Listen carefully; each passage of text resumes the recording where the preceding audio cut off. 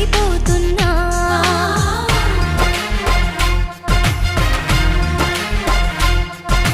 నిండు రేలో ఇంత వెలుగు ఇది ఎక్కడిదనుకున్నా. నువ్వు వస్తున్నావుగా ఇది నీ మహిమని ఇప్పుడే కనుగొన్నా.